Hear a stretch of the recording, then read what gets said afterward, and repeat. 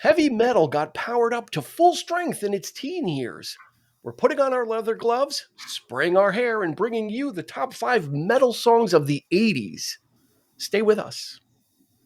Welcome, friends, to the 3324 podcast, home of top fives, home of Three Truths and a Lie, home of music and movie podcasting goodness, Eric. I mean, we're covering all the bases here. That's right. Yep. Another top 5. Here we are. I think this one was selected by one of our very special guests. Yeah, well, he actually started with a very broad topic. He was swinging. He was swinging for the fences. So let's introduce him because we haven't had him on in a while, and it's always good when we have him back. He's a busy man, but Mr. Andrew Cremines, hello, is back with us. Welcome, sir. Got my metal battle vest on. I'm ready, man. I see. Yeah. I don't see any buttons or pins on it or patches. It is under construction, but it will be glorious. Are you going to tie it to the back of your car and drag it down an asphalt road to, give it that tear it up? Probably, yeah. Andrew, you can find Andrew at Andrew Cremines Art. He does a lot of great artwork, not only for himself and for Disney and Marvel and Metallica and Ghost, and he does a lot of great things, and I'm sure there's more on the horizon. So the only way you're going to find out is if you hit the link in the show notes for Andrew Cremines Art. You can follow him on Instagram and see what he's up to. There's always something exciting, and we're looking forward to anything he's got coming out, which he can't talk about, but eventually he will talk about it. One day he will be free to speak on it. I will be on the 3224 podcast very soon. The 3224. The 30, Jesus Christ. I was like, is there a new kid in town? Do we have to 33, 24, right. hike. Yeah. 32, Jerry, we're going to have to go get some bats. Jesus, I'm sorry. Somebody, if they have a 3224 trying to bite off us, come on. But you know what? That means we made it. Andy, that means we made it. If someone else is copying our title. Yeah. And one less. 32. Without going over, right? Like Jerry said, Price is Right. Sorry. Every time I try to say the name of it, I get my tongue tied. And Andy's the original guest, so he really has no excuse for that. I have no excuse. There really is no. Sorry. We hold him to a higher standard. I'm hoping this gets edited. Kind of like Hebrew national hot dogs. Answered to a higher standard. Okay. To a lower standard is a rubber gas, Jerry Sullivan. Yeah. My standards are pretty low, so as are mine. Welcome back, I'm good Jerry. with that. This way, there's you'll never let anybody down when you're standards are low. You only overshoot. That's it. Everything's a bonus. Under promise and over deliver. That's what we do here Mm-hmm. at the 3324 podcast. And of course, Eric and I are in our seats every week. We're going to bring you a top 5. If you're new, we're going to, for our music top 5s, we also curate all of our picks into a Spotify playlist. We'll put a link for that in the show notes as well. Mm-hmm. And then we invite you to add to that playlist. That's the fun part about doing these is we're going to give you our top 5 metal songs of the 80s, but we want to hear yours and we want to add it to this dynamic playlist. And then you can share that and let us know what fits. And this way we've got some great music that we can all listen to. Now this, as Eric said, this started with Andy really swinging for the fences and saying, why don't we do top 5 metal albums of the 80s? Mm. And I immediately started sweating, palpitating, feeling overwhelmed. I was like, this subject is too expansive. It's like Hoth. There's no end on the horizon to it. This was way worse. This was way worse. So? Look at, this is way worse. I have 5 pages of songs. Yeah. Holy shit. That looks like Jerry, that looks like the map from National Treasure. This was pitiful. Like near impossible because it was just like a rabbit hole. It was fun, but this was albums probably would have been a lot easier. Really? Yeah. Trying to break down. You know what? I'm thinking about it, and it might have been. Well, here's the thing. Here's the thing. Good. My 5 songs I basically just I tried to like spread it out because I could have just had 5, Yes. up Maiden. from one band. So I tried No. to just kind of make it up as to what my 5 tops are because this was just Okay. And Andy had the same dilemma. He was afraid that Yeah. he would be Metallica heavy. Mhm. But also what he brought up, which would have which goes for this episode and for if we did the albums, is that heavy metal is one term, much like rock and roll, and then there's so many subgenres. But I think metal may have more. Andy, I mean, I think. Tell me if I'm wrong. I think metal may have more subgenres than almost any other type of music. Well, we're lucky because in the 80s it was very nascent. Is that the right word? Very, very young. So there wasn't it wasn't split into 5 million categories at that point. But so we're good in that regard. But like the problem is though is like I'm proud to be a metalhead, but like absolutely hands down, it's one of the most bitchy gatekeepiest fandoms out there because it's always that like that's not real metal. Yes. Real metal. The phrase drives me nuts because it's split into 400 different categories and subgenres now. So you have kids out there saying that Metallica in the 80s wasn't even metal or Ozzy wasn't real metal. So it's just so annoying and subjective, and you don't see a lot of people arguing about what real polka is or like. Yeah. Don't even get me started on people going to be saying that about my picks for sure. No, there's no doubt. Real metal. Eric, let me preface this. As far as I know, Genesis never made any metal songs. No, there's no Genesis. But to that point, yes. But to that point, there is a subgenre of prog metal. So yes, I do have a couple of choices there. So yeah, cool. I'll just. And by the way, we did not introduce our other guests. This is Jerry. I introduced Jerry. We did. You did? Okay, sorry. Yeah. Remember, I have where my head is at tonight. I said, speaking of lowered standards. Okay, that's right. Okay, I'm sorry. I was scrolling up my list here. It wasn't even a backhanded compliment. It was more of an insult. I'm sorry, Jerry. My bad. But Jerry took it in stride. I'll tell you, my 5 came fast and furious. I did not have to struggle with this. They came to me. I put them into Spotify and listened to them, and I'm like, I think I got it. I think I cracked the metal code. Nice. But what I had to do is I couldn't put them in like order from 5 to 1. Because some of these songs, I have to get them out quickly before someone else takes it. Mm-hmm. So mine is kind of like there's certain songs I need to be the first one out of the gate with, so they don't get grabbed by somebody else. Because that's how genius my 5 are. That's one of the reasons. All 5 of yours at once. Yeah, there you go. He probably will. And then I'm just going to turn off my camera. You guys can do the rest of the episode. Someone text me when you're done. All right. So what we'll do is I think we'll do Jerry, Eric, Andy, and then me. This way we kind of put, because I think Eric, if there's anybody that's close together, it might be Eric and I. And this way, because Andy and Jerry are like the metal guys. So I'm, right. We're novices compared to. Yeah, we're sitting at the desks. They're up at the chalkboard. Yep. For this episode. So I think we'll do it that way. So let's start off with Jerry. Okay. Number 5. Okay, I guess number 5. I wrote it 1. I'm going to go with however you want to do it, but this is our, From what I was saying, I wound up putting in a lot of songs that might not be the best, but they kind of are. I don't know how to put it. It's like what got me into it all. Yeah. To me, and it's like the first one because it was on the first album that I bought with my own money. It's one of those stories. There we go. Motley Crue, Theater of Pain, Smoking in the Boys' Room. All right. Yeah, there you go. Because that was it. That was in '85.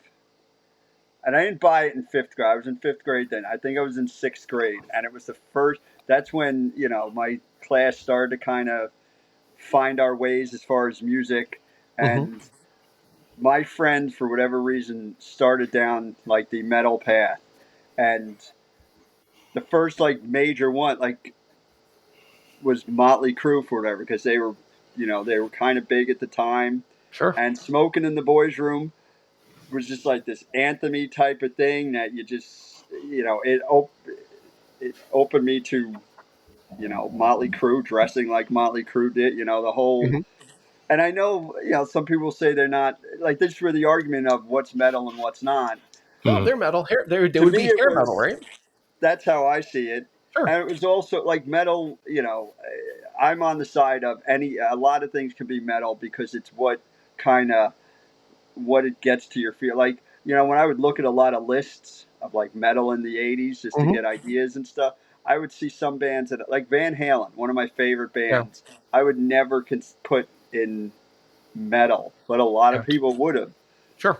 But like to me, Motley Crue, the Smoking in the Boys' Room, it was like, because you're in sixth grade, and I was a naive little twerp. So this was like, ooh, they're smoking in the boys' room, and it kind of just opened the door to me having that little cassette, because that's buying it on cassette, and I just, freaking loved just playing it, even all the way down to Home Sweet Home, all that stuff, and that I had to pick one of them, and I went with Smoking in the Boys' Room just because that's what's Right. like opened the door to me.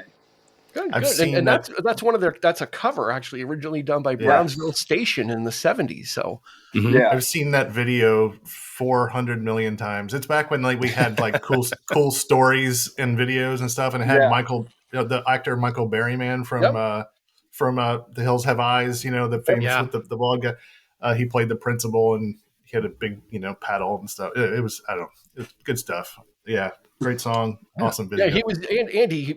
Michael Berryman was kind of like the Mark Metcalf of the Twisted Sister video, right? Like Mark Metcalf and Twisted Sister was always like like the principal or the authority figure, But Michael Berryman, they totally played it for laughs. What are you gonna do with your life? Yeah. I think we're going to be bringing up MTV a lot, though. Oh, of course. In this discussion, you have to. All right. Yeah, so Jerry's got "Smoking in the Boys' Room" by Motley Crue. Hair metal, absolutely fits. You made Great it. pick. You made it through. All right, Eric, teeing up number 5. What do you got? All right, this was an album I had very early on as a kid, and this is definitely one of those head scratchers where they are considered heavy metal, but probably lightweight heavy metal, I would say. But it's Fire of Unknown Origin, Blue Oyster Cult. Oh, yeah, the original The Cult.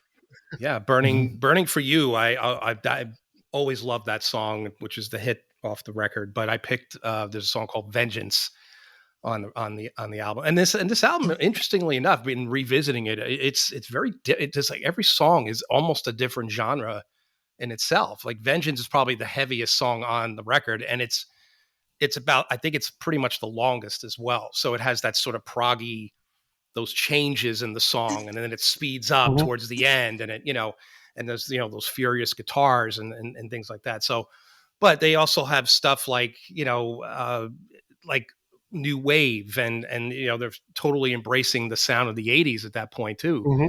So but yeah, I mean this I always knew these were one of the first albums to come to mind when you say heavy metal.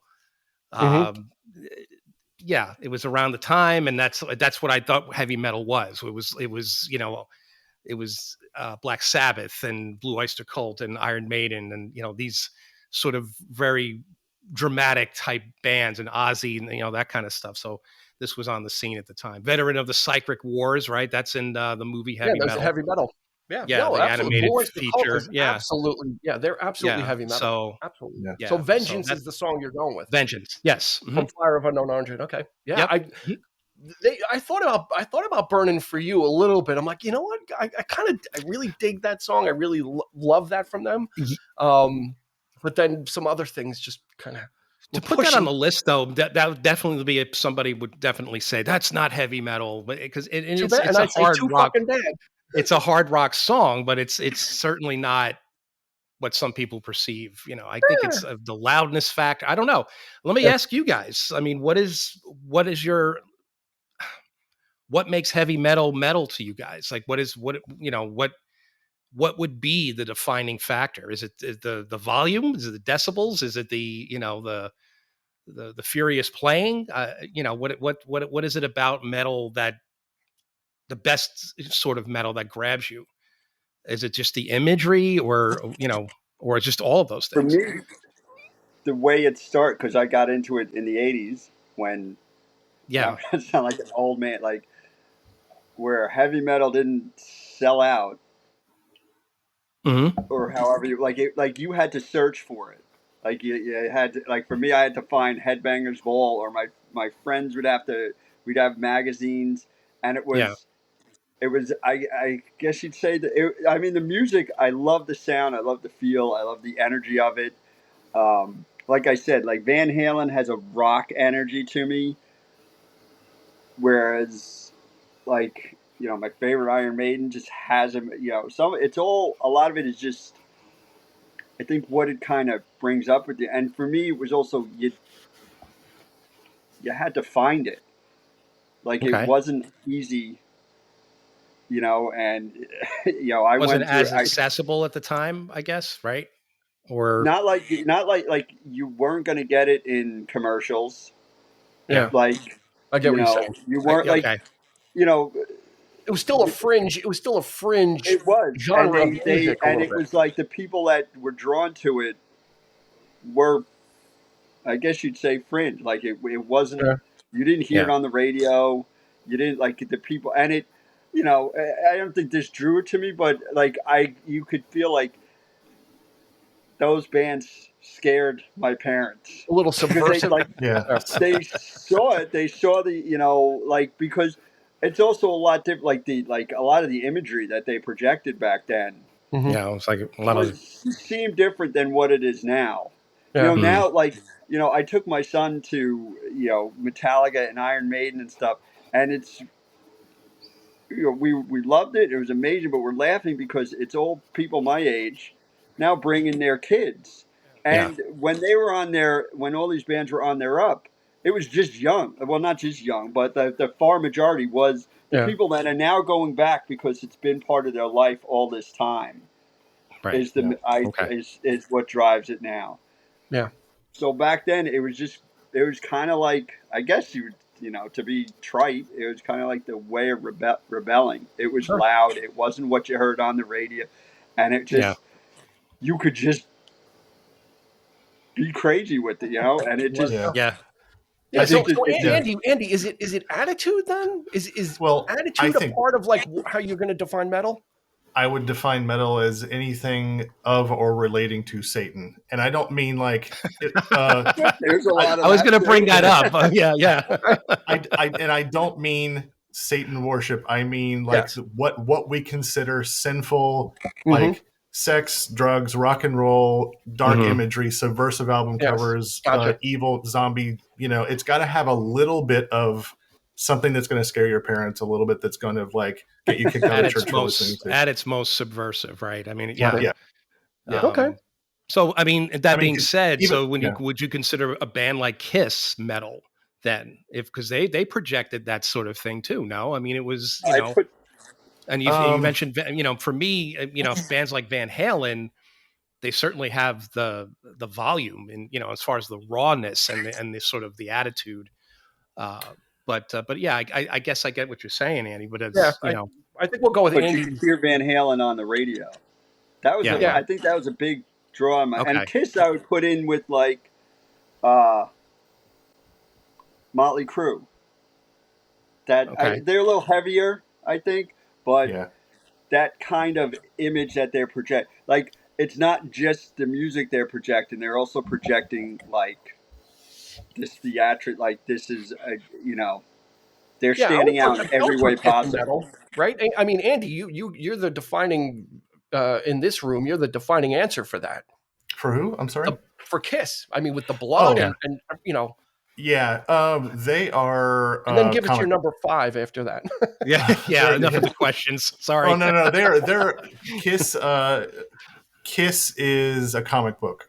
They are they are a lunchbox of heavy metal, I guess. But like they're more, their music is more hard rock like Van Halen, but their imagery is more scary and stuff like that. But like it's more comic book. It's not like, if you see Kiss, if you see like Paul Stanley like doing his kissy lips and stuff like that, you're not like afraid, you know. But if you go to like a Slayer concert, you're afraid for your life. So all right. On that note, Beer. what do you got for your number 5, Andy? well, this is really hard for me, obviously. I decided not to pick any Metallica songs because they would all 5 be Metallica songs. But 1986 was one of the best years in metal history. It had Master Puppets, Rain and Blood, Somewhere in Time, Ultimate Sin, Game Over, and a whole bunch of other heavy metal hair metal stuff like Slippery When Wet, Look What the Cat Dragged In, Night Songs. Like it was like prime metal year 86. But the song that I am picking from 1986 was the title track off of the album Peace Sells But Who's Buying by Meg. Is it on your list? Jerry's crossing one off. He just made it easier for him. Well, since you have 5 pages of songs, I think you could spare it, Jerry. I can tell by your shirt that you're already going to have one of mine. So, it's just that the song had the swagger, it had the riffs, it had the politics, all the stuff that made metal gnarly, you know. And Dave Mustaine was really brought that world events to the fore in a lot of his lyrics, and a lot of the thrash metal stuff really did that. Like, you know, Metallica later on with Injustice for All, and there's a lot of politics involved. And it, you know, I remember the Peace Sells video. It had a kid in front of the TV. And the video is playing. There's a kid like rocking out to the TV watching the video, and the dad comes in with the remote, and he's like, "What is this garbage? I want to watch the news." And he turns the channel, and the kid, long-haired kid, turns to his dad, and he's like, "This is the news." And it was like slightly, you know, cringy, cheesy now, but back then it was like, yeah, you tell him, kid. Yeah, you know. So it was like just the man. Yeah. So. Peace Sells But Who's Buying, you know, it's just, I tried to pick, in my list, I tried to pick accessible songs. I'm not picking a lot of songs that are, because I could go super deep and stuff like that, but nobody's going to have a fun time listening to that playlist. So I think that, And he's Metallica adjacent. Yeah. So that kind of, you kind of fulfilled your Metallica if you feeling guilty about it. But I told you can throw Metallica in there.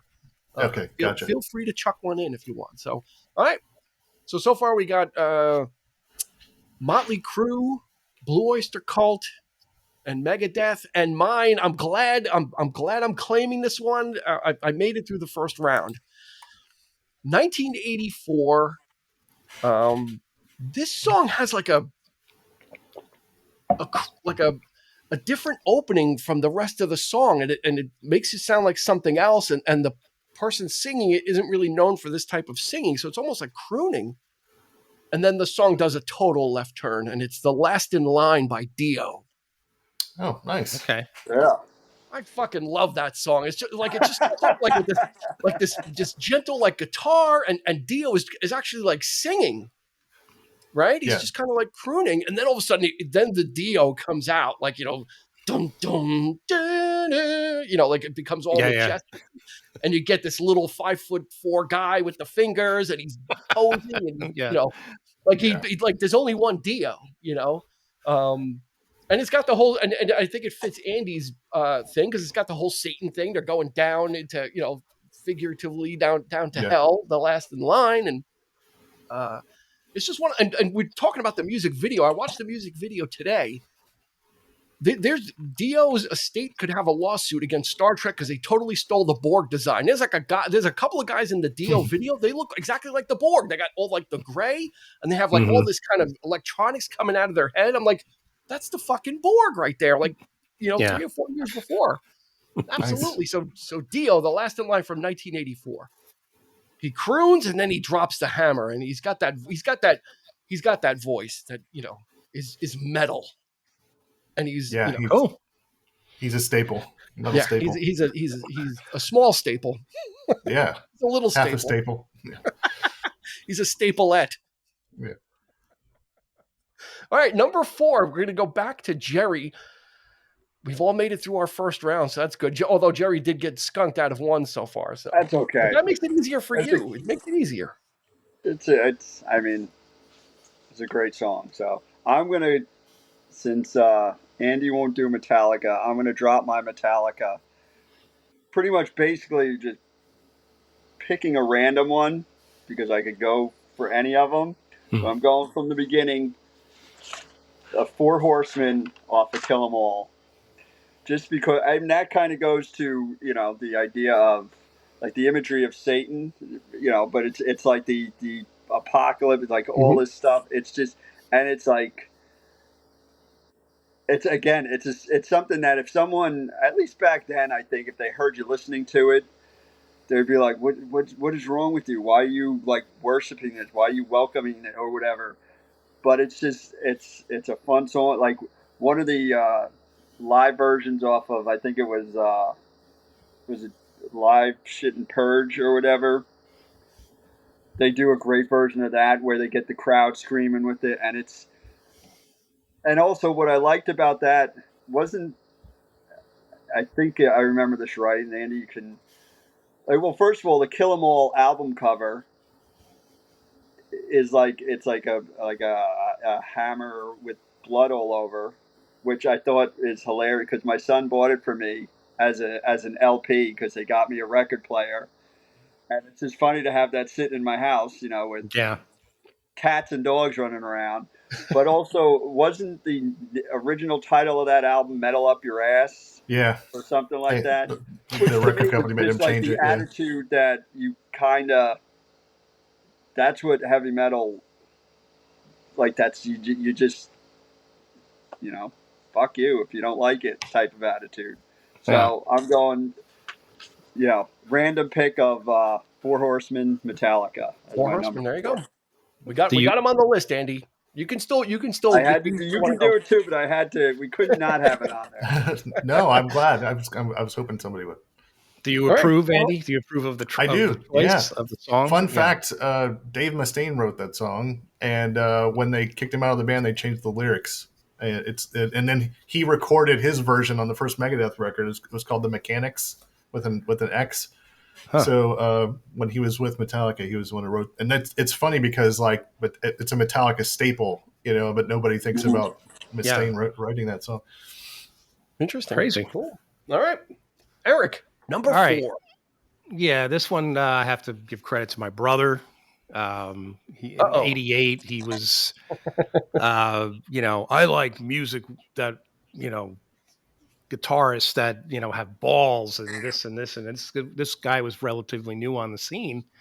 Yngwie Malmsteen, Yngwie. Yep. Yngwie. Is it Yngwie? Yeah. I'm sorry. Yngwie. I just butchered that.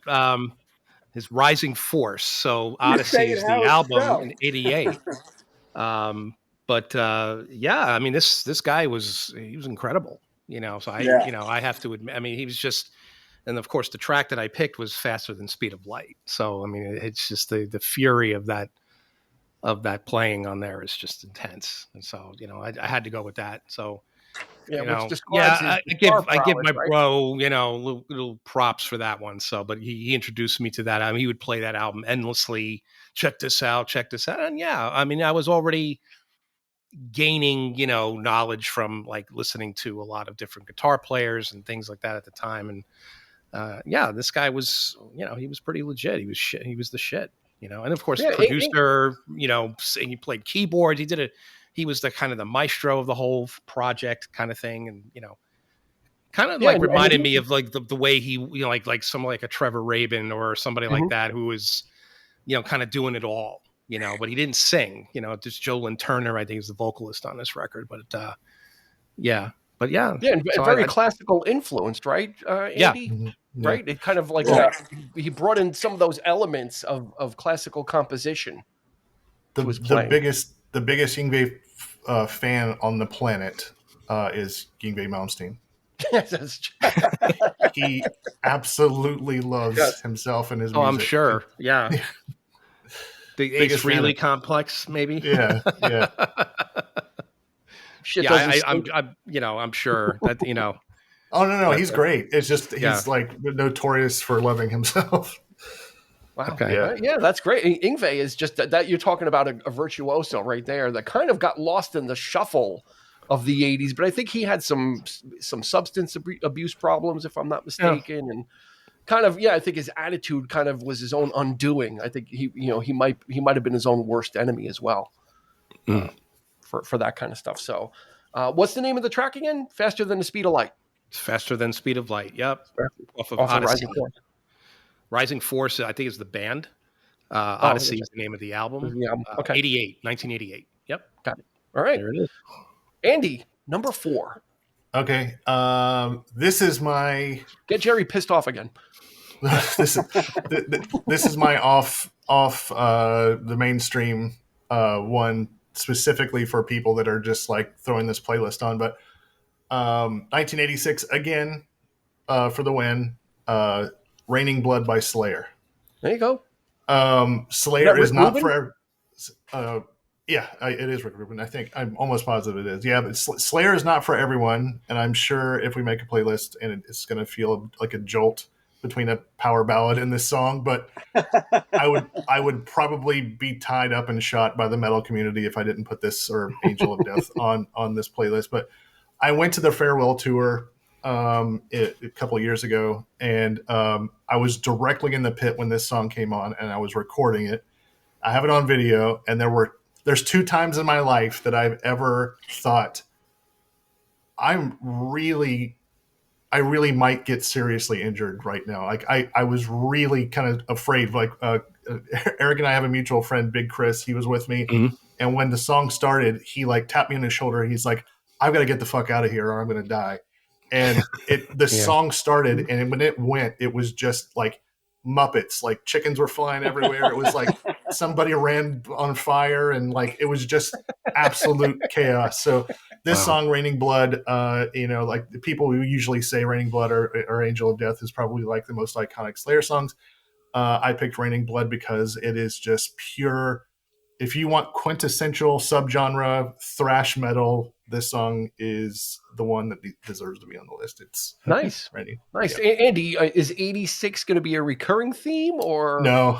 Okay. No, I'm just saying. Yeah. It seems like for you, it's like a banner year for metal. Oh, it's a great year, man. Yeah. That was unreal when you look at what came out in '86. Yeah. Right. Yeah. Mine on my top 5, I have nothing past 84.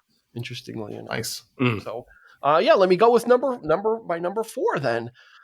From 1982, how could we not have Judas Priest on our list? And I needed to claim them quickly before someone else did. I switched out the original song I had. I originally had "Living After Midnight," but I changed it to "You've Got Another Thing Coming." Nice. Yeah, because it just kind of kicks a little harder. It's a little more well produced, and I kind of like "Living After Midnight" because it's a little more raw sounding, a little edgier and roughier. But you got another thing coming. You can't. How could you not have Priest on here and Rob Halford? And again, just another unique voice in metal. That was another video. That there's no one like him. That was another video I've seen a billion times too. Where there's like some sort of spy thing going on or whatever, but like something happens where somebody gets their head blown off, and the guy's like running and he's like looking over his shoulder and he's looking at whatever, and then he stops and then it cuts to a dummy. Like so obviously cuts to a dummy, and the thing's head explodes and his pants fall off, and you can tell that it's a dummy mainly because his pants fall off. But it's watch the video; it's great. Yeah, it's exploding heads. The Priest. Okay, so those were my 2 that I was afraid someone might grab. So everything else, I think I'm pretty safe with. No one going to be touching, especially after we've gone through these couple of ones. So I'm pretty happy that I got Dio out of there and I got Priest. I was really afraid because I didn't really have too many other backups. So let's kick it back over to Jerry. Number 3. I'm going to go with "Freedom" by Alice Cooper on the "Raise Your Fist and Yell" album. Nice. I wasn't a huge Alice Cooper fan, but this song was like an anthem at the time for me, for whatever reason. Like it starts out with the he's reciting. It's "We the People," right? And then he goes into this whole, you know, like again, it's like to me, like it was almost like an anthem. I don't know what I was standing for. I don't know what I was, you know, rocking out against, being in, you know, 7th grade with living at home and having, you know, no real life, but I was standing up to something.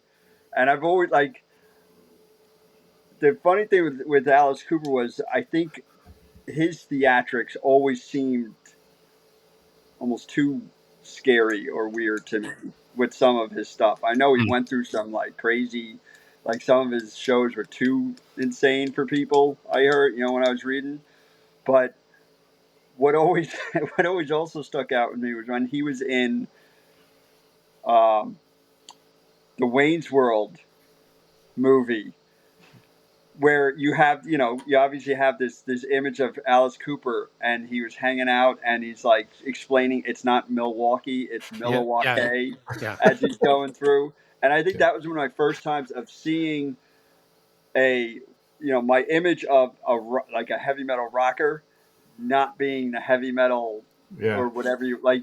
Yeah. You know, that it was a theatrics, that it was it's a show. He's being, but it, you know, I guess that's looking behind the curtain, which sometimes isn't always a good thing. You know, you never want to meet the hero.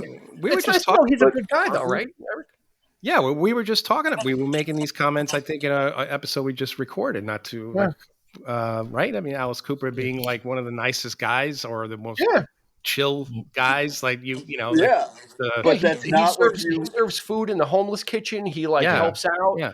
But then you go to the concert and he's got a guillotine set up, right? Yeah, that's what I mean. It's like, and he's chopping heads off, and you're really like, disconnect.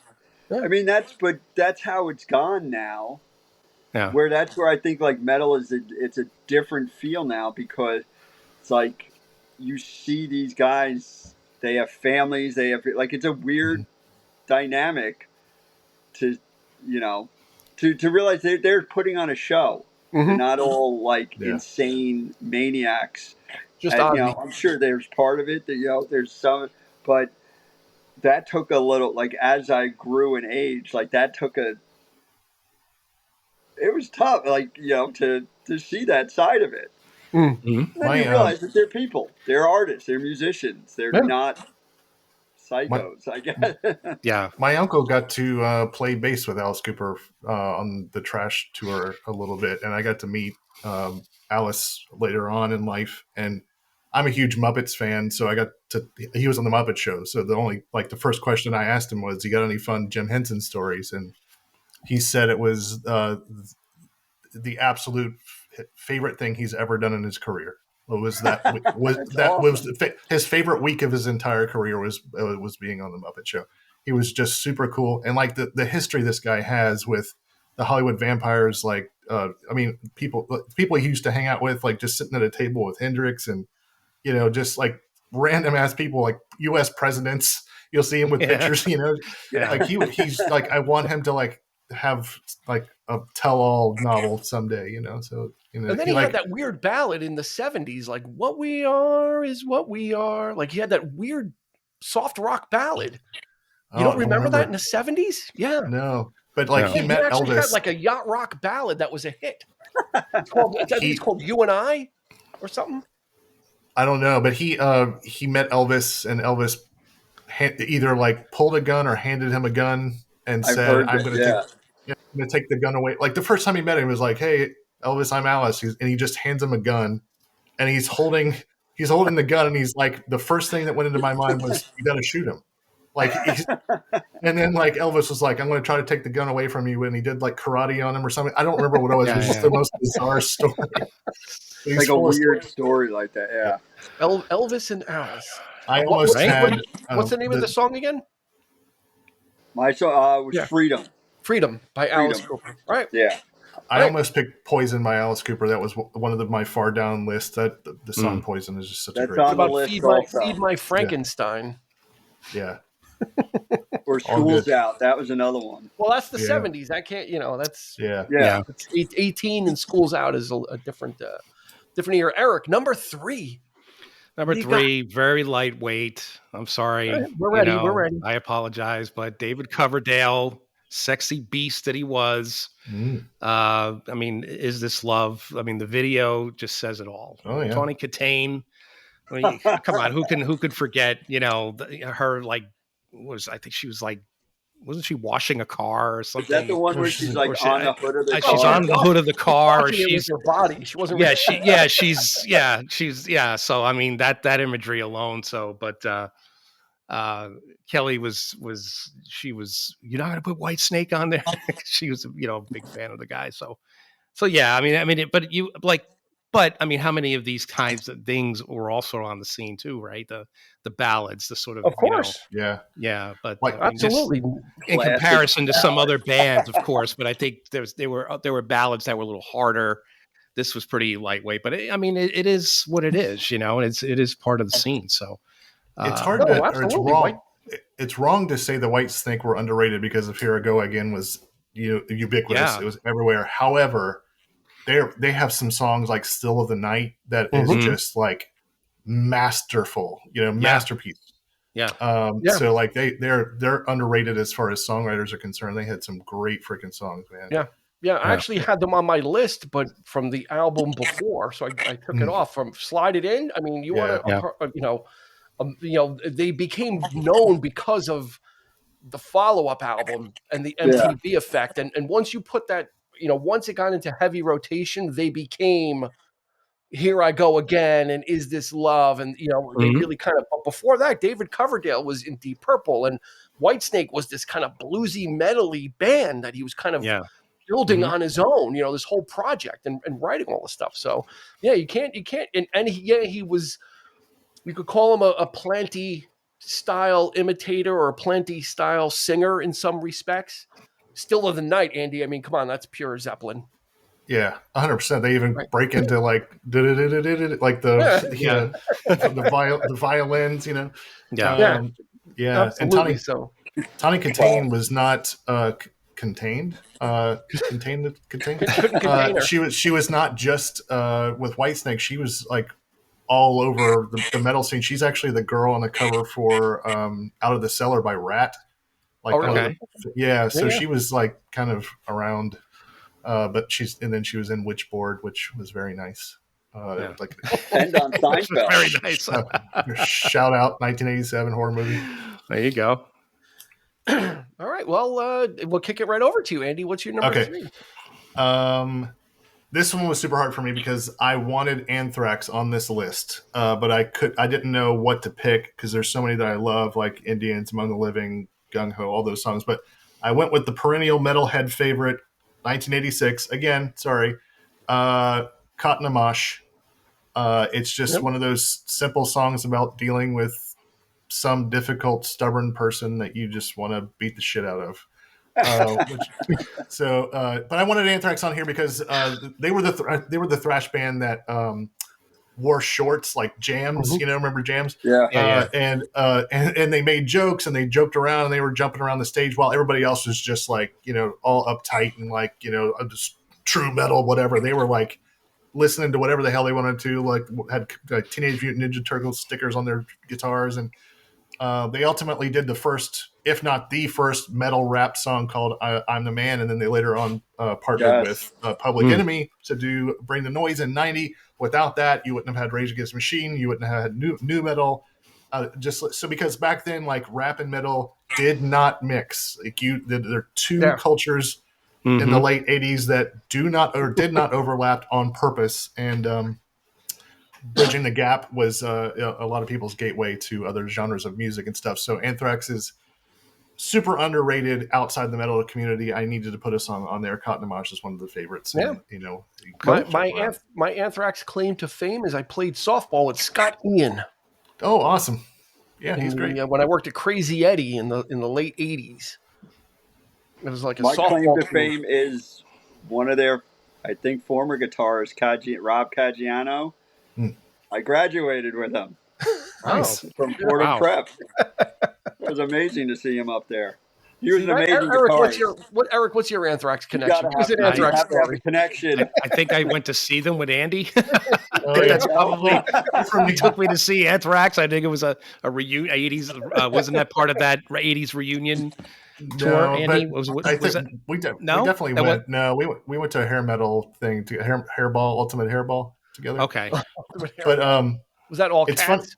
It's funny you guys all have like because you're from New York, you have Anthrax stories, and Yeah. like the only Anthrax story in Tampa was Scott Ian got arrested for stealing the bass of the New York Yankees have their like farm Yeah. team down here, Yep. and like Steinbrenner himself like.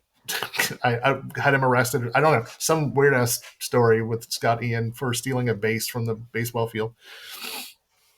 Yeah, they didn't Yeah. take themselves too seriously. Kind No. of like they were kind of precursors to like the attitude that the Red Hot Chili Peppers kind of had Yeah. too. It's like, yeah, we're gonna be goofy and Yeah. it's we when it comes to the music we're serious, but we don't have to kind of be brooding to play metal. Yeah. It's just funny because they have so many songs written specifically about Stephen King stories. Like they just take a Stephen King story and write a song about that story, like they were part of it. And they would do a song like I was talking to my friend a while ago. They have a song called "Fight 'Em Till You Can't" on one of their newer albums. It's just about like being the last person alive in a zombie apocalypse, and it's just like my friend Johnny's like the thing about Anthrax is like some people would like write a song about zombies as a metaphor, and then like no, it's just fight zombies. That's what They put themselves into the adventures, which is it's just fun. That's fun. Yeah, not everything has to be deep and all that kind of stuff. So yeah. All right, my number 3. I'm gonna kind of bounce off of what Jerry said. He with Motley Crue. I think this band probably kicked the door open for metal as a popular form in 1983 with Quiet Riot with Bang Your Head. Yes. Like I think that as clowny as Kevin Dubrow could be, right? That he's kind of he was kind of the court jester of metal and He and had a mouth like an and alligator. doing all that crazy stuff.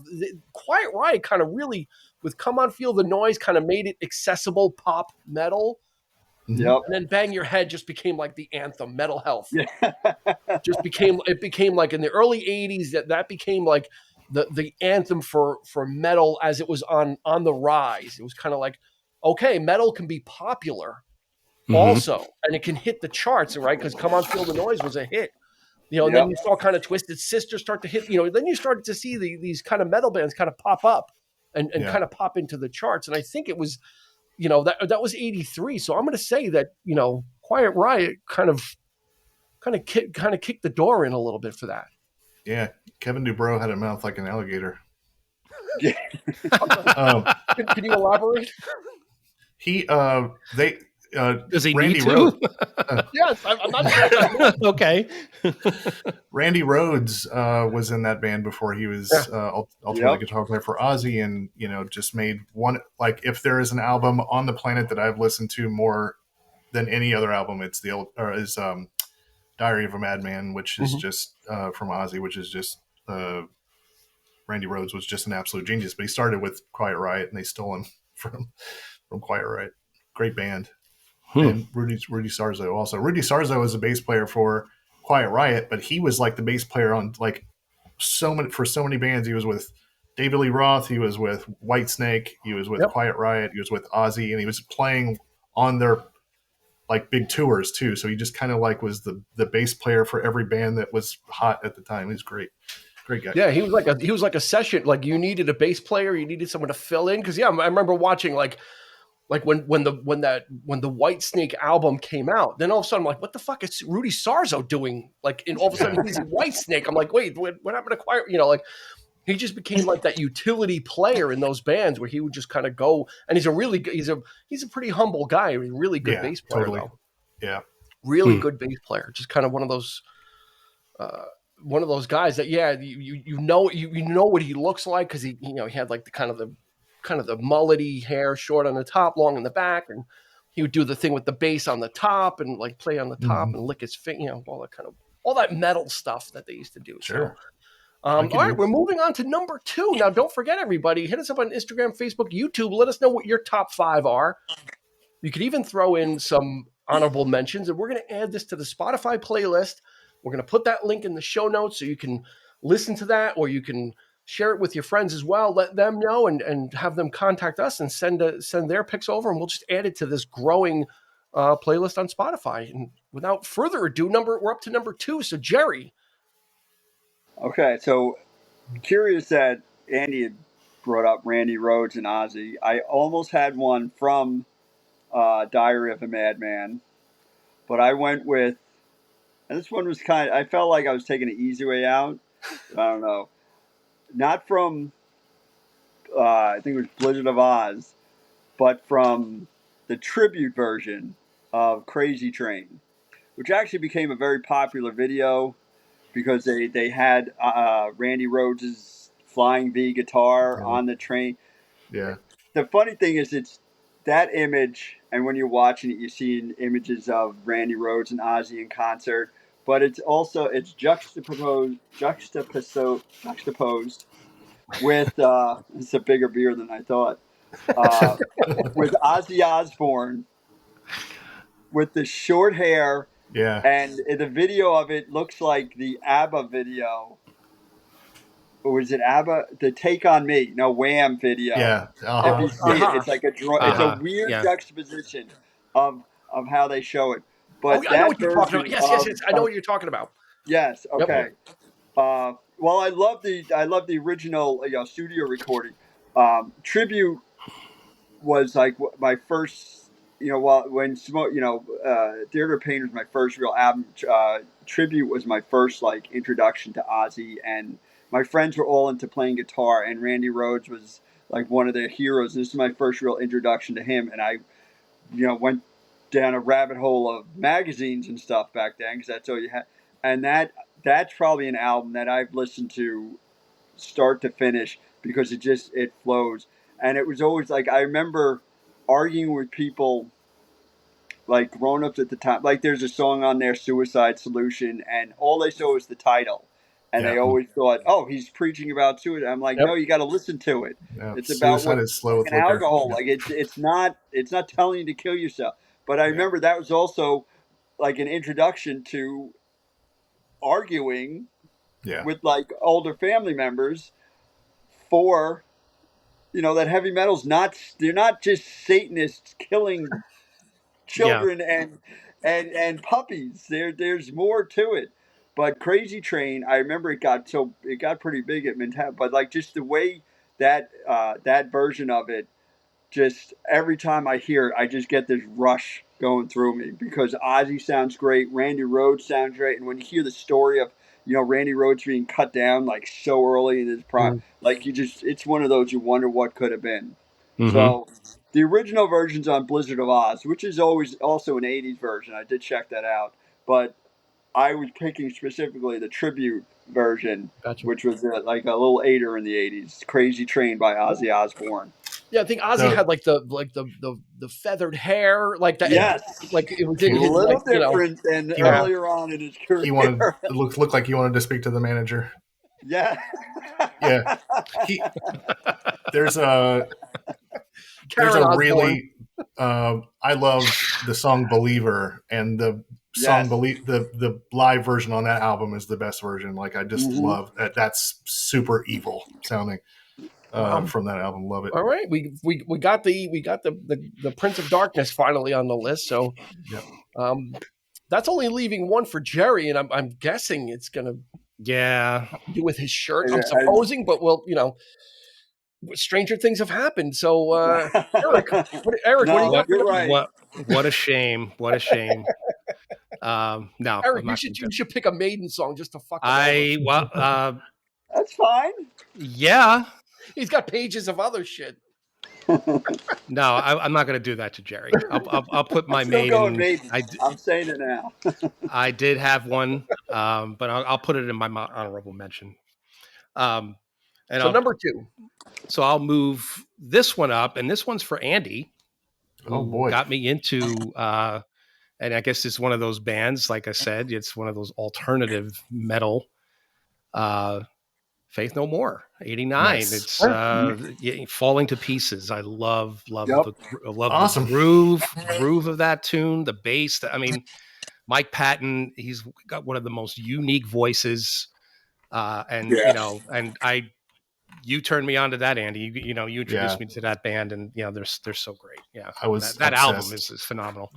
Yeah. But like you said, with that rap thing too going, a little bit of that happening on the album, and so yeah. But that's what I think that's what more in my wheelhouse. I like stuff that's different like that. I like when a band can change on the same album, when it can it's sort of this hybrid type of stuff is what I've always been attracted to, I think, and some of it can be really hard. Some of it can be really crazy or punk or whatever. And it's just, I think I kind of dig the sort of the eclectic stuff. I think that's more like where my head is usually at in this kind of stuff. It's just interesting to me. And this is one of those albums that's like that to me. So yeah.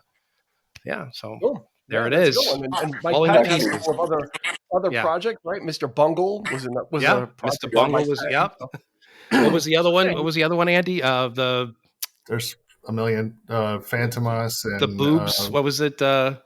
Peeping Tom. There's a lot of side projects. No, they had one with what was the Jugs something? What was it? It was like another spin-off band like that he did. Was it? I can't remember. But it had a Anybody listening, let us know. Give us a complete listing of Mike Patton's side projects. Mike Patton's side, he had a million.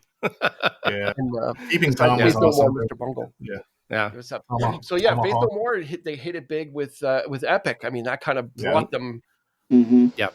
All of a sudden, like they seemingly came out of nowhere. Mm-hmm.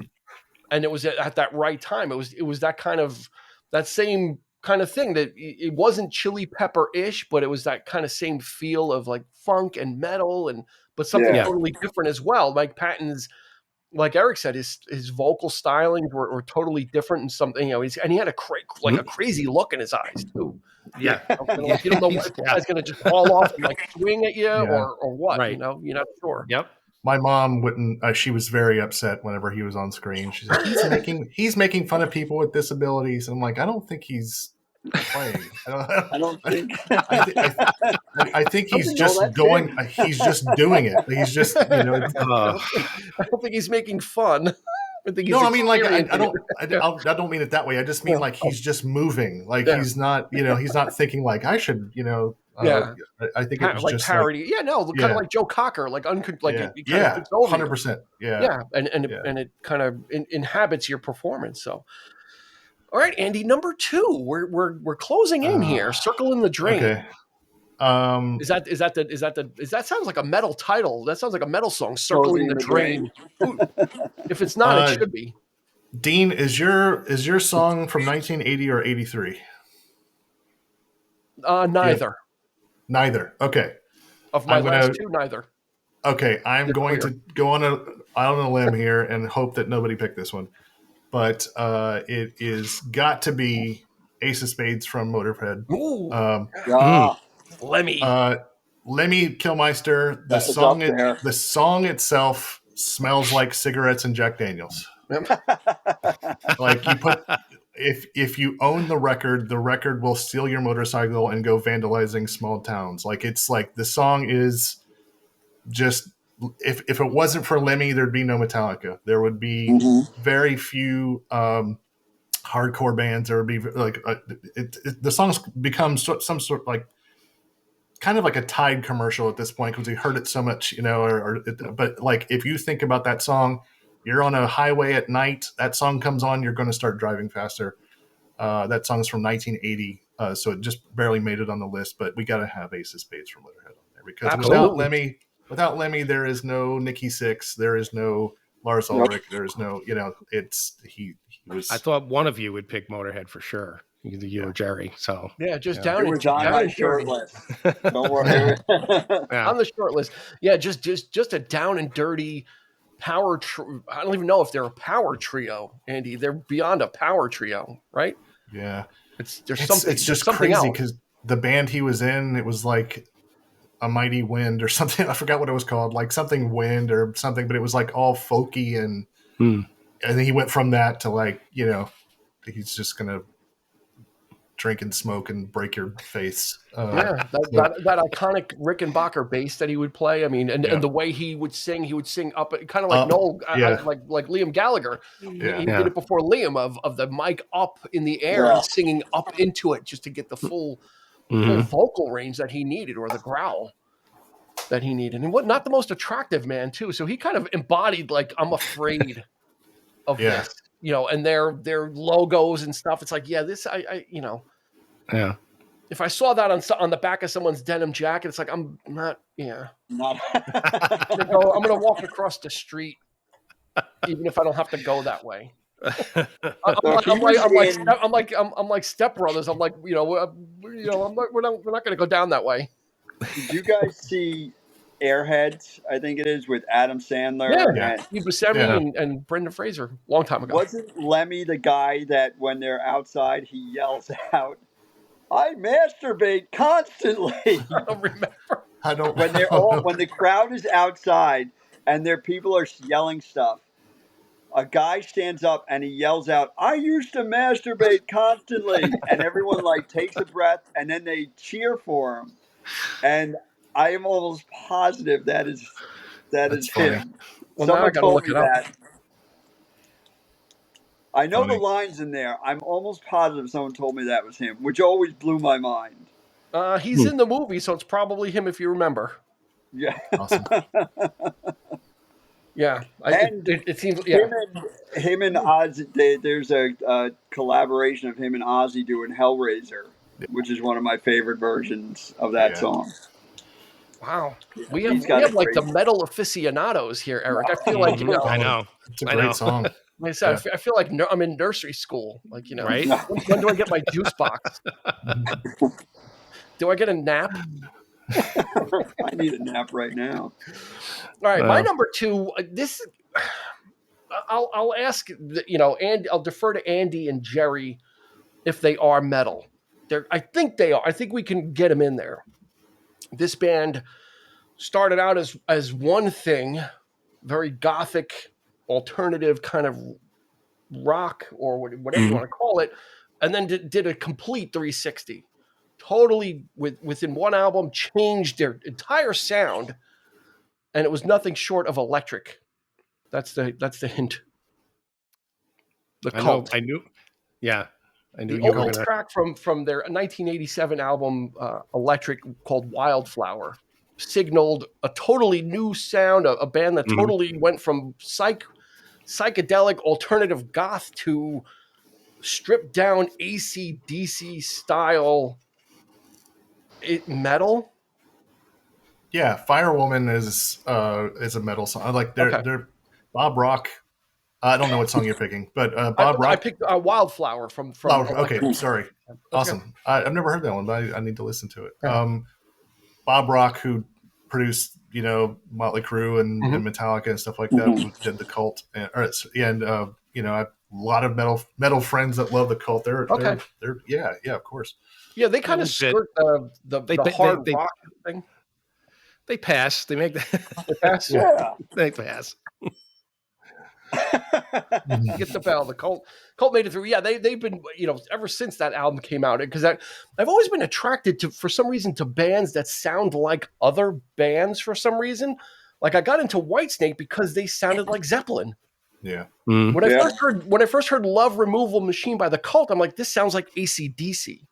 Yeah. But I wasn't into AC/DC, but I got into the Cult, and I wasn't into Zeppelin when I got into Whitesnake. I liked the people that sounded like those people before I ever got into them. Weird. It's like a weird thing, but there you go. Wildflower by the Cult, off their, it's not their debut album, certainly not, but it's a certain total change of direction. And actually Rick Rubin was working with Slayer at the time, doing Rain and Blood, and then also working with the Cult. So I think the street cred right there for, I take that back. Rick Rubin was working with the Beastie Boys on License to Ill and working with Slayer. And then eventually teamed up with the Cult, and then Rick Rubin just kind of took off into the stratosphere and, did everything. Out of his dorm. Did all the albums out of his dorm room. Didn't they Yeah. record Electric with a different producer, right? They recorded the entire album Yes. With as they Steve Brown. were. The original, they originally got into the studio with Steve Brown, who did their other albums, which had that psych pop Yeah. feel. Like Love. Yeah. I have it's not a bootleg. I actually have the CD. It's called the Manor Sessions, and it's those songs from Electric done in the style of She Sells Sanctuary. Mm-hmm. And they're like, Oh, yeah, this ain't working for us. They totally scrapped it. Went to New York, found Rick Rubin, and Rick Rubin just tore everything away from them, all the overdubs, all the layering, all the jangly guitar, and said, "Here we go." And that kind of put the cult on a totally different trajectory. So there we go. Number 2. All right, we're heading to number 1. Hopefully everybody's sticking with us at this point. Don't forget, give us your tops at Instagram, Facebook, and YouTube. And actually, you can use it as a messaging function within the your podcast app. We can't respond to it, but you can give us your picks, and we'll add it that way. So number 1, Jerry, here we go. Okay, I've already said who it's going to be. Should I be like Johnny Carson and Karnak? Should I rip open an envelope and try and guess? Or My favorite band of all time? Air Supply. Or close. Yes. They're not metal. Iron Maiden. I love how the far majority of the songs are these long, drawn out, just stories. There's not a lot like. I mean, if you really dig down deep in some of them, but there's not a lot of like serious. They're just like these sagas they go through, especially now that once they brought back the 3 guitarists and they all need their own solo and stuff. These songs get drawn out and everything. And I didn't know this, but I happened upon it today. Today is the anniversary, 1981, of Bruce Dickinson leaving Samson to replace Paul Di'Anno as the singer of Iron Maiden. Thank goodness they did. In the first 2 albums, with Number of the Beast is when Bruce Dickinson, and that's who I've always loved. I was never a huge fan of Paul Di'Anno. I love Bruce because of how insane he is, and he's like. Anyway, I'll get to the song. So the song is off of from 1986. Is Somewhere in Time. But I went a little deeper. It's because I could have picked again any Iron Maiden song. I went with this song called "The Loneliness of the Long Distance Runner." Now, part of it is because I ran a lot. The other part is because I once used it because I needed to write a poem for high school. So I handed that in as my poem, and I got away with it. Plagiarist. Yes, and wow. I think the statute of limitations is gone, so I don't care. I got an A in the class overall. To get your diploma taken away. But that whole album, what I loved about that, like Iron Maiden has the crazy, like they're the imagery, Eddie coming through. And Somewhere in Time, if you opened it and you really looked at it, they had all these different songs and allusions to all these other stuff in this huge picture. It was just blew my mind sitting there trying to find every little piece of information. Mm-hmm. And so I'll just stop there because I keep going. Iron Maiden, Loneliness of the Long Distance Runner. So a couple things.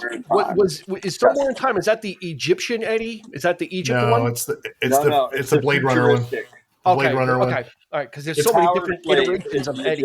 One. Yeah. Okay. Number 2, much like Alice Cooper, right? Bruce Dickinson, he's a pilot. Like he leads this whole other life.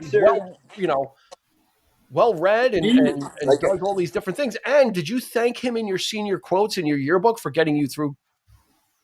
Did you thank him for I did have an Iron Maiden thing in there, but I don't know if I thanked him to. I couldn't give away the fact that one of my grades was off of his song. So I had on my short list, it was going to be between Wasted Years and The Trooper. It's not on the top 5, but Wasted Years is one of my favorite songs of all times off of that album. And shout out to Derek Riggs, who is the artist of all those album covers. Every Iron Maiden, all the iconic Iron Maiden artwork you ever see is by this guy named Derek Riggs. And I've got a book back here on my bookshelf where it's a book of his artwork, and he autographed it for me and drew me a little Eddie. And he's like, when you picture Derek Riggs, you think of like some kind of artist guy or whatever, but like he is literally how do I say this respectfully? He lives out of a trailer like a gypsy, like he's pikey. Like if you picture like in Snatch, you know, Yep. but he's super cool and everything else. But like he set the standard for heavy metal artwork. Derek Riggs, shout Yeah. out to him. But yeah, the Trooper, I love. I mean, That was hard not to put on the list. Yeah. Yes. But I mean, the lyrics, like, you take my life, but I'll take yours too. You fire a musket, but I'll run you through. It's like, come on, you know, it's that cavalry fighting and like their videos. They used to splice in like video, like old school Like movies and stuff. Movies. But one last thing, the Somewhere in Time album, when you opened it up, it had all kinds of hidden stuff. Like Batman was in there, and there was a TARDIS, and there was like Wayland Corporation. Like all this sci-fi stuff is just hidden all over that album cover when you open it. It's really cool. Yeah, for the Trooper, wasn't he dressed like a Revolutionary War type? Yeah. Right? Because that's a beer. Yeah. British War, They had a beer, the Trooper, like, or Iron Maiden had a beer, or of which different types of beers. Jerry drank many of them. So. And now Jerry's lost somewhere in time. You see how I tie all that together? All right, Eric, number one. It's not going to be Maiden, I'm guessing. No, it's not. All right. But All you right. did mention them, and we've already talked about the album. All and right, we let's do did make we did bring up the the question of whether or not they're metal. I got to go with Hell's Bells by AC/DC. I have to. Nice. I have to. Yes. To me, when somebody used to mention back in the day of the early 80s what heavy metal was, and you hear that ominous, the bells ringing, and it just starts, and it's iconic, and I just could not leave that off the list. So it was just so there it is. That's my number one. What else can I say about it? I mean, we have a whole episode about the album, but it's just, I don't like to repeat things that we've already talked about so much, but in this case, I had to put it there. So well, you win because we did Back in Black, and Hell's Bells is on a different album, so you get that. And forget it, Brian Johnson. Come on, he's again one of the iconic voices in rock that is just. Yep. And you stole, Eric. That's two that you stole from me. So.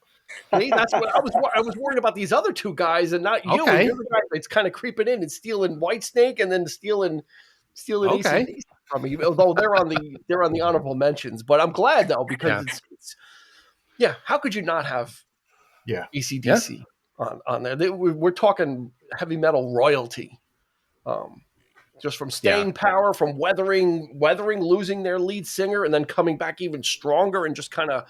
I think Andy, we've talked about this on past episodes. Like they've made their whole career with never changing. Yeah. Right. With just doing like it's AC/DC is one thing. They'll never do a country album. They'll never do anything else. But what they do.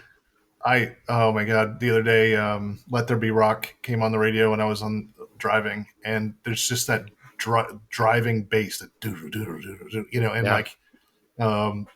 It's just such a good song. That's not on the same album, but like Let There Be Rock was such a good song. Yeah. Mm-hmm.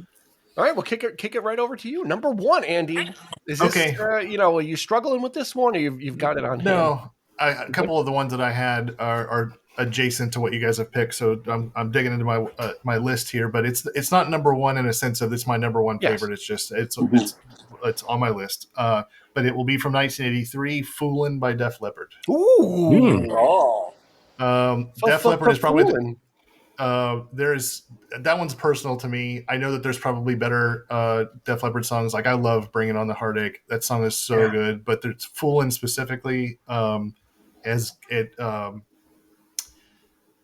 music is so personal to me, and it's so personal to everybody, to where it's like when you're kind of like a lonely kid with your Walkman on, just walking around in the woods when you're 8 years old or 10 or whatever. There's just very, very personal times where it's just like that song "Foolin'" reminds me of being lonely, and not in a bad way where I'm like feeling like a certain way. It's just you hear that song, the opening chords, the music is lonely.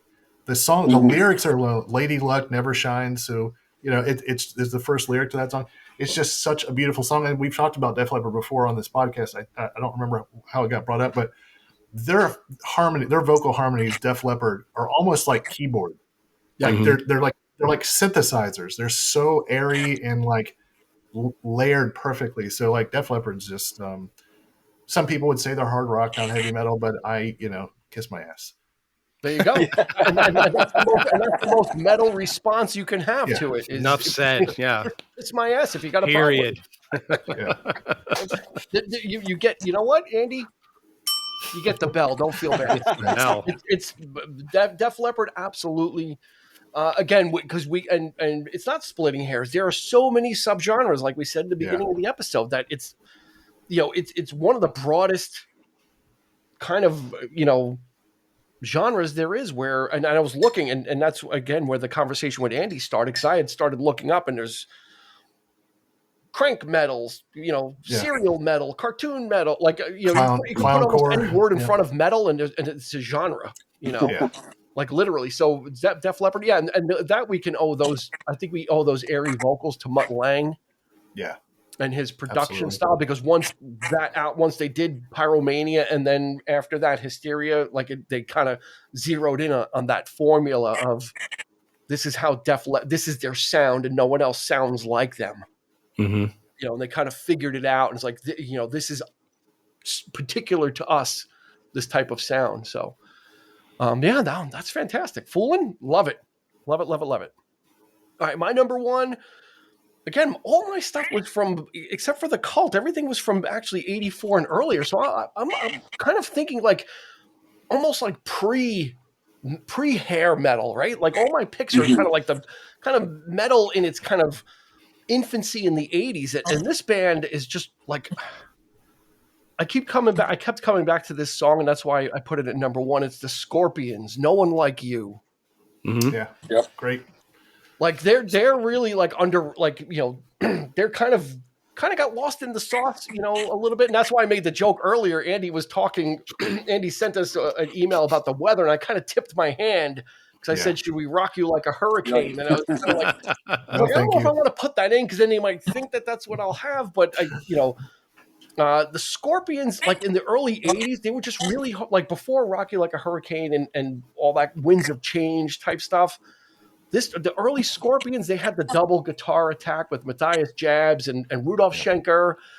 Just a really hard, like down, like a band that just gets down to business, and No One Like You was just one of those songs that I remember from like the early days of MTV, when there wasn't a whole lot of videos. They would play anything, and this kind of video with Rudolf Schenker with the forks on his eyes on the album cover, and so that imagery too was just kind of there, and seeing it, and No One Like You from the Scorpions from 1982 from their album Blackout.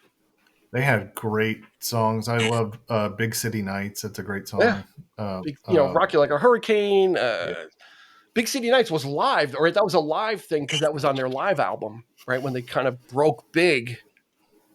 The one that was on the radio was live, I think, but they do have a... Do they have a studio version? Yeah, I think there is. I'm not sure. Yeah. I'm talking out my butt. But Klaus Meine. Klaus Meine. He's actually kind of in the Dio format, like the short guy with the long hair, balding. Yeah. Maybe I have a metal. I might have a metal type. Well, like the Big City Nights video is just nothing but girls in bikinis, like they're autographing boobs and everything. Yeah, like the video is just like, they're not. He might be short and like balding, but he's not doing poorly in the women's department, I guess. Yeah, so they're just showing, hey, look, we made it too. We're from Germany, but we get just as many chicks, and like it's all the hedonism. We're going from one car to a next, and there's women, and I think once every metal band made it, I think they all made a video like that of how crazy. Yeah. Motley Crue had that too. Like they're passing out, or like they're in a bus, and they're like, I think every metal band made a video of them. Like, you want to be as a metal star. What's that, Jerry? That's what you're looking for when you're a heavy metal star. That's what it's all about. You want to see how great it is. All right, that's our top five. I think we've got room for. We'll do one honorable mention. Oh, come on! We'll do two quick ones. Two quick ones. We'll go through each one quickly then. Jerry, give us one of your honorable mentions. Okay. I'm going classic hair band because I also love the movie it was in, Dream Warriors by Dokken. Back to See, the I thought Attack. for sure Andy was going to pick something from I that. have a Dokken record on my. I have a Dokken record in my wall in the other room. I wanted to make sure thrash was represented, so I kind of stayed off it. But I'm so glad somebody said it. Yep. Yeah, That's I awesome. love Awesome. Lock and Doc and Key. Dream Warriors from Nightmare on Elm Street. That's a great Three? and that's a great movie too. 5? Okay. Yeah. Yeah. I think it was 5. 5? 4 or Okay. No, it's 5. 3. It was 3. 3, I right? think it was 3. Dream Warriors. Dream Warriors. Right, Dream Yeah. Warriors was 3. Well, with Dream Patricia Warriors. Arquette. Yep. Maybe Written- tonight you'll be gone. Written by Frank Darabont. By who? Yeah. Frank Fr- Darabont. Frank Oh, Darabont he didn't wrote- write the song. He wrote. Oh no, No, he wrote Yeah. he wrote the Frank screenplay. Darabont is really diverse. No, man. He's fun- writing like Shawshank, and he's writing, Yeah.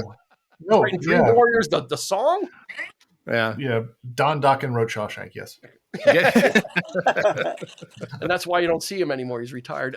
Eric, what do you have for a quick honorable mention? This one's a reach for sure, Oh, but boy. I always bring up Crimson in Yep. you There we know go. in various I thought you podcasts. said you don't like to bring things up again. What No, happened to well, that? I mean, but it's never been. I bring it up, but it's never been used. Strangely enough, the episode didn't work out, malfunction. Maybe I don't know. Maybe I'm cursing by picking it, but it's from their. My favorite lineup was the '80s lineup, and they did what they call the Colors trilogy. The first album in 81 was Discipline. And it had Bill Bruford and Robert Fripp from the old days, and then you had Adrian Belew and Tony Levin on bass. This is an interesting story. I mean, Fripp actually dared Belew to do an experiment, which was to go into a really shitty neighborhood with a tape recorder and tape something going down, like some kind of like violence or something. And what he did was go into the neighborhood and actually talk into the mic, into the tape recorder and say, "Hey, this is a really bad neighborhood. I got a gun." And he got jumped by a gang. And they're like, "What the hell you got on that tape, man?" And like he was, So you hear this throughout the song. You hear like this commotion and this, like, and the song is actually called, this version of the song I pick is from the re-release of Discipline. So it's a slightly different mix, and it's a bit raw and it's harder. And to hear Bill Bruford, who's typically a jazzy type of player, go full on, like just hardcore, like banging. This could be like, I could picture people in a mosh pit dancing to this thing because it gets loud, it gets obnoxious.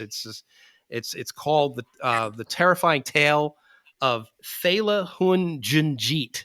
And it's a weird fucking title. Look it up, Dean. You'll see it. You're gonna have to send that one to me. Yeah, I will. But yeah, it gets going, and when it's like this really rhythmic thing, and it's danceable, but it's hardcore. And I might add that when I saw them back in 80, I think it was 84, 85, I went with our friend Glenn at the Pier. That was by far the loudest show I've ever been to in my life. And that includes, Andy, when we saw Metallica. When you see Metallica and some of these other bands that you're into. That, I mean, we actually had 3/4 of the way in, we actually left because that's how loud and just they just got really like just blistering loud. I mean, it was too much. We ended up fucking leaving, and you wouldn't think that of a prog type of band, but the point is that they've done it all. They've kind of opened the door for bands like Dream Theater, and that would come later. This sort of more guitar laden like prog bands of the 90s and early 2000s. So yeah, they could do those kinds of things. So King there Crimson. it is. Yeah, Right. King Crimson. Awesome. Alrighty. You got a quick honorable mention, Andy? I do. I have 2, but Okay, we'll so go do back one, around. and then we'll run Okay. through again. I am going to go Rocket Queen by Guns N' Roses, and I'm picking Rocket Queen because it is pure sleaze. It's not like Paradise City. It's not, it's like My Michelle and Rocket Queen are like the swagger, the greasy. I'm going with Rocket Queen because it's just it's such a good groove. I love the song. It ends the album, and a whole other conversation. Everybody always blames Nirvana for killing hair bands. I would say it started with Guns N' Roses. So they kind of showed up sweaty and with no makeup and all this stuff or whatever, and drunkenly pushed Winger off the stage, and they had sex with their girlfriend. So Rocket Queen by Guns N' Roses. Who was 17. Nice. Yeah. Winger was kind of there too. I like the song 17, but it's a little problematic. Yeah.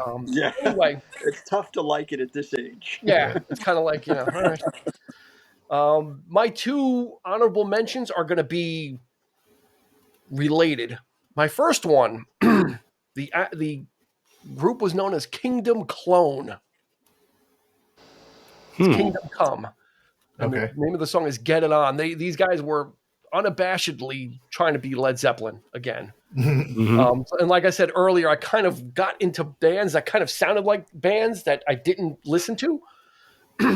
So, and Kingdom Come was like, I think they're somewhere in Europe, maybe Denmark or Sweden or something like that. But Get It On is pure Zeppelin ripoff, pure bombast. That whole feel of this sounds like something from like Kashmir or something else. It was just kind of let's mine some of the old stuff for new stuff and see if we could pass it off.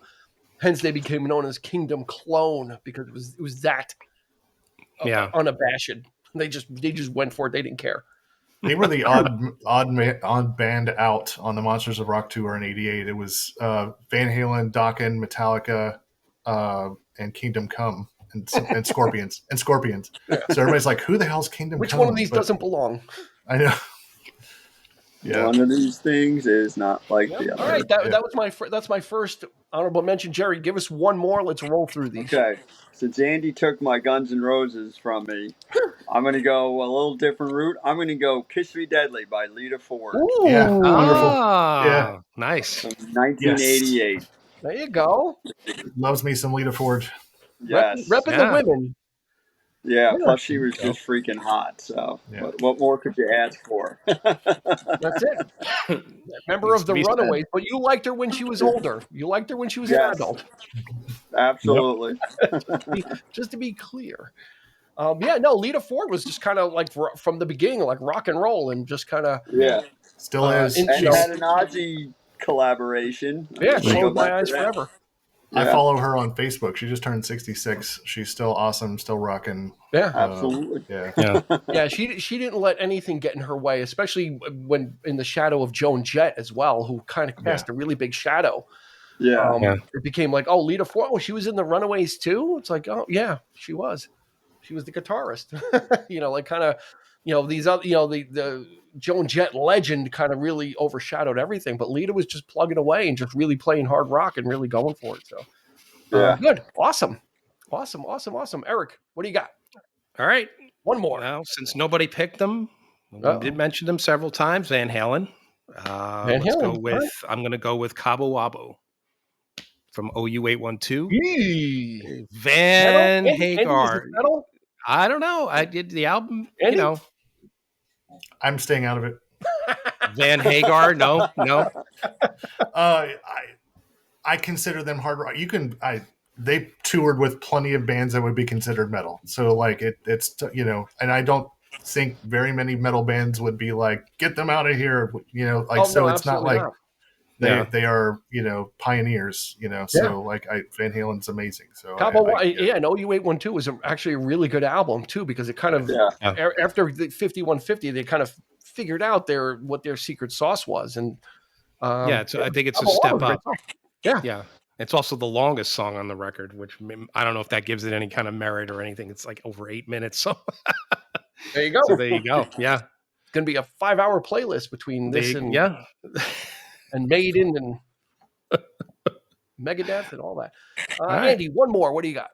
I don't want to have any doubles on the playlist. Okay. So I was going to pick Metallica, Fade to Black, because that was like, it's done a lot of good for a lot of people.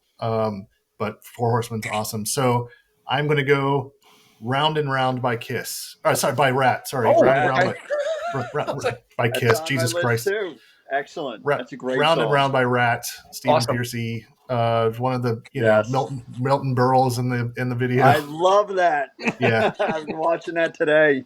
So yeah, I'll go round and round. Yeah, Rat that was that song actually made my guitar solos list. I really liked the guitar work in that song too, because you had the double guitars of Robin Crosby and Warren DeMartini. Yeah. Yeah. So they were they were a little harder. They were definitely in the hair arena, but they were a little grungy too, right, Andy? They were a little bit dirtier than some of the other ones. Like more in like a sexually transmitted disease kind of way. Yeah. Not like dirty, like yeah. Like you don't want to kiss anybody who's kissed Stephen Piercy. Yeah. So, but I mean, like I met Bobby Blotzer from the band too. He sells hot. He sells hot sauce now. Okay. Well, there you go. Blotz Hots. Something like that. Yeah. All right. My final one. I'm going to complete the bands that sound like other bands, and you can't get any closer than Bonham, the band Bonham, and the song "Wait for You," which is absolutely taken right from the Led Zeppelin catalog, right? Yeah, I love that song though. If it doesn't sound like Kashmir or something, I don't know what it is, but the lead vocalist Daniel McMaster, who passed away a few years ago, unfortunately. Oh, I didn't know that. Another, I mean, you're not going to get closer than having a Zeppelin ripoff than with Jason Bonham. Yeah. Who back in the 80s, like everybody's drum kit sounded like fucking cannon fire. Like the drum, like everybody had drum kits that sounded like cannons going off. And Bonham is one of those. This song "Wait for You," it's got the Zeppelin feel to it. It's got the Zeppelin Kashmirish sound, and it's just and it was 1989, so this was like the last vestige of that before I walked away from. Actually, I started listening to the actual bands instead of listening to like the bands that sound like the bands that sound like. Yes, I put my big boy pants on and started listening to Zeppelin and started listening to AC/DC. The vocals had that pre-echo thing where it had like, almost like that was reverse sound to it. Like it's kind of like so it was interesting, but I think those two will be interesting nuggets to have in the playlist. So that's 28 songs, people. So if you want to add to this playlist, like I said, hit us up, Instagram, Facebook, YouTube. Give us your picks. We won't be able to judge them as harshly as we've judged each other here. So we're just going to put them in. But if you really go outside of it, we're not going to put it in. Don't try and sneak in any 60s or anything like that. But we look forward to hearing what your picks are. Jerry Sullivan, thank you so much for joining us. Thank you. Always, from Parts sir. Yep. This is one of the best. Andrew Cremines, follow him on Andrew Cremines Art on Instagram. There will be a link in the show notes so you can catch up with what he's doing and see what mischief he's been getting up to recently. And it's been too long. Yes. But your last episode was Kiss, so we got the whole metal thing going on. I think that was your last episode. So that was and you turned me into a Kiss fan by doing that episode. So I don't know that there's other bands that I could have listened to that sounded like Kiss, so it was going to be Kiss. It wasn't like Smooch or some other band or something that kind of sounded like them. My work here is dumb. Mic drop. And of course, Eric is going to be on his comfy couch.